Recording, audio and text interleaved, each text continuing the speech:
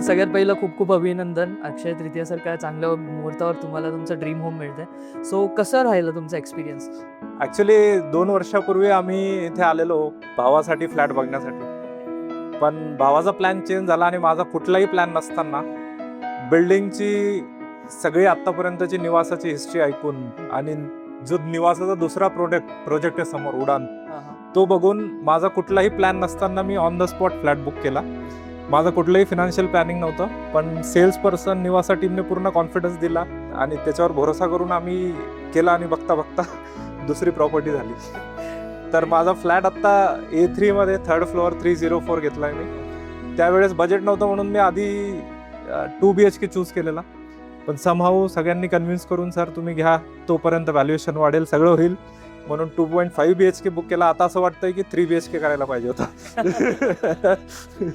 Actually सगळ्यात main गोष्ट म्हणजे पोरवाल रोड आणि लोगाव एरिया जो आता डेव्हलप होतोय नव्याने, मी या एरियाचा आधीपासून फॅन आहे आणि मी खूप मोठी बेट लावलेली आहे या एरियावर, कारण या एरियामध्ये हा माझा 3रा फ्लॅट आहे. ओके. ठीक आहे, ऑलरेडी आमचे 2 फ्लॅट्स आहेत आणि I know this area is going to give very good returns in coming future.